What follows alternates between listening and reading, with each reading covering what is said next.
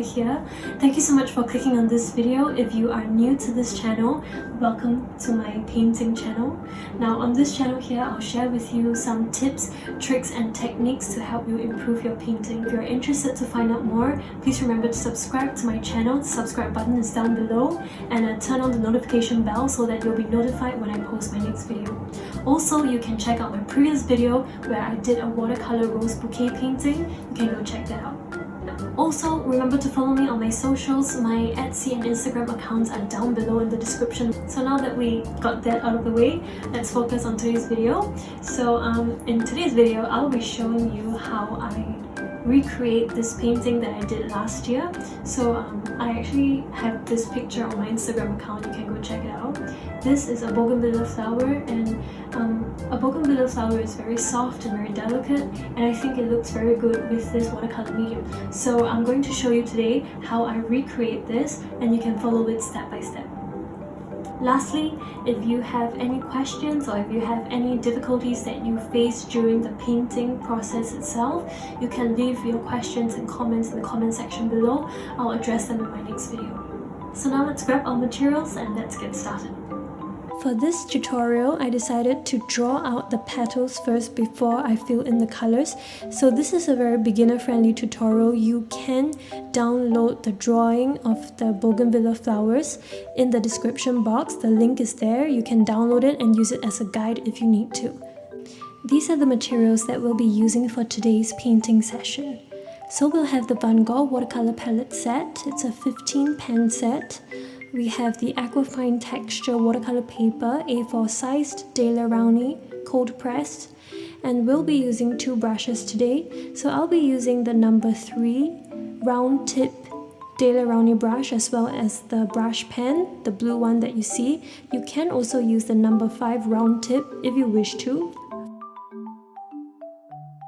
I also have the water bucket as well as some tissue paper. The link for the art supplies are in the description box below. Let's start off by mixing the colors. So first I'm mixing the Ultramarine Deep. This is a blue color that has a lot of purple in it. And I mix it with the red, which is, in this case, it's the Metallic Deep Red. So I'm mixing it to give that very nice color that you see Bougainvilleas have. And then I'm also adding a bit of white here, the Chinese white color, just to lighten this purple. So I like to start light for watercolor, and then I slowly make my way. So I'm testing out the color. It's always good to test out your color first on paper. So over here I'm using the size number 3 brush tip. That's because I prefer to have a bit more control, and actually for such a big petal you can also use the size number 5 tip brush if you wish to. It's really what you're comfortable with, but for me, like what I said, I prefer a bit more control.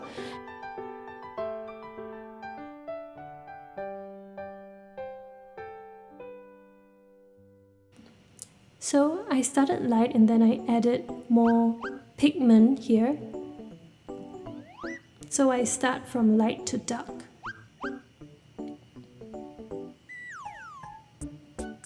So for watercolor, it's always good to start from light to dark, because for watercolor, it's quite hard to undo what you have done. So it's better to be a bit cautious when you use watercolor. Start light to dark. So I like to use the tip of my brush to drag out the color.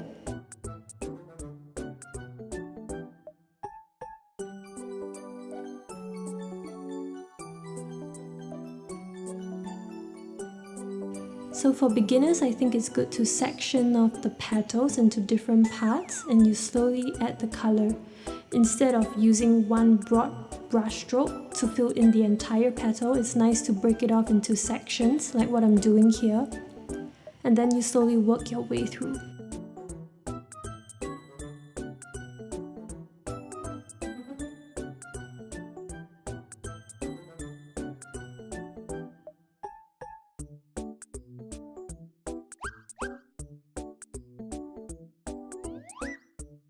Again, I'm working from light to dark.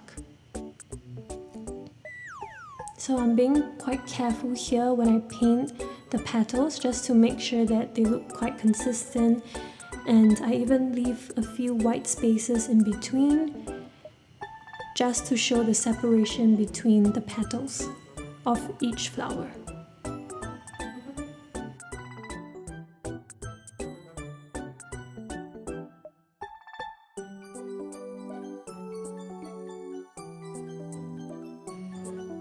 Now you can take a little bit of water and slowly drag out the paint.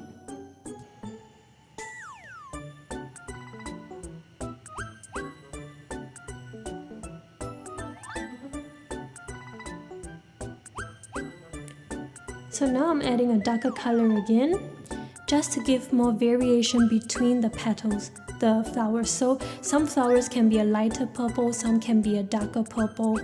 It's up to you. So now for the smaller flowers, you can continue using the size 3 round tip brush. If you want to use the brush pen at this point, you can do so as well if you feel that that gives you more control. Now I'm mixing the Sap Green with the Burnt Umber for the leaves. So what I do is I just press my brush down and drag it out to the tip of the brush.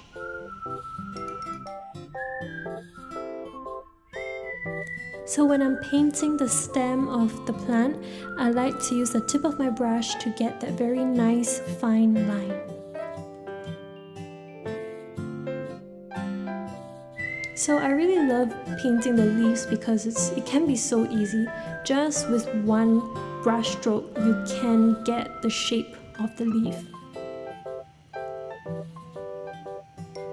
So what I do is I like to vary the sizes of the leaves just to make it look more natural and just have fun varying the sizes. So now here I'm mixing some colors, the Viridian green, which is a dark green, with the Burnt Umber. This is just to give the leaves more variation. So now I have a darker leaf.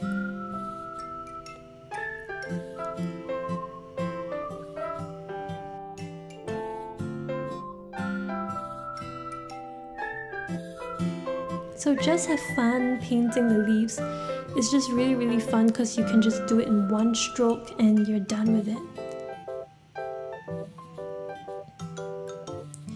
And for me personally, I like leaving color blotches on the leaves. As you can see that there are certain color blotches on the leaves. Some people may not like it, but for me, I like the effect. I think it just makes the leaf look more interesting. So here right now, I'm using the tip of my brush again to draw that fine line. So for me personally, I don't like to connect the lines together because it looks too rigid. I like to leave a bit of space in between the lines, the stems, just to make it look natural and organic. So the next thing is I'm using the Burnt Umber, just a bit of it, and I'm just going through the stem. This is just to add more depth to the whole stem.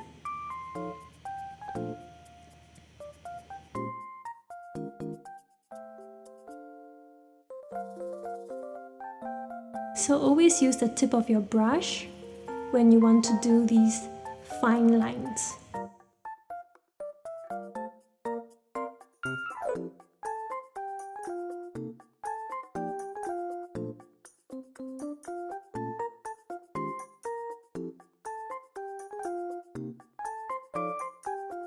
Now you have to wait for this piece of painting to dry before you add on the veins of the Bougainvillea.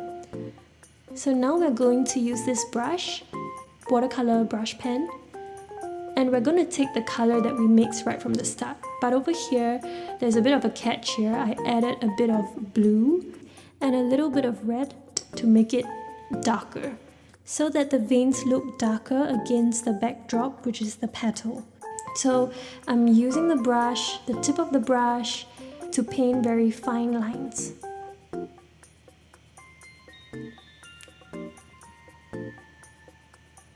So this is the part where you can just have so much fun. This is the part that you can just vary the veins, you can let them curve in, curve out, branch in, branch out. It's really up to you how you want to do the veins. But the veins are very important because they give this flower, the Bougainvillea flower, its unique look.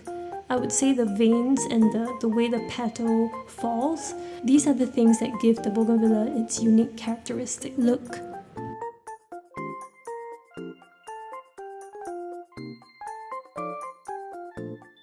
Fun thing here that you can do is for the petal that looks like it's closest to the viewer, you can darken the veins, and then for the petal that is further from the viewer, you can lighten the veins so that you just show that that variation and that depth.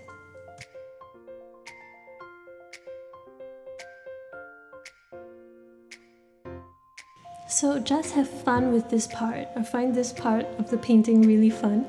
Just draw in the lines and the fine lines, and you'll find it really, really satisfying.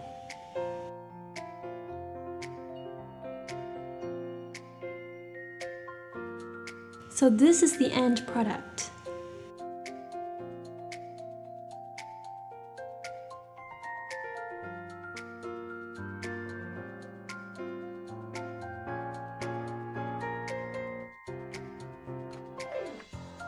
So this is the end of the video. I hope you guys enjoyed this tutorial, and this is the end product. This is the Bougainvillea in watercolor. I hope you guys like it, and stay tuned for more videos because I'll be posting another one very soon. So subscribe and share this with your friends and family who wish to paint as well.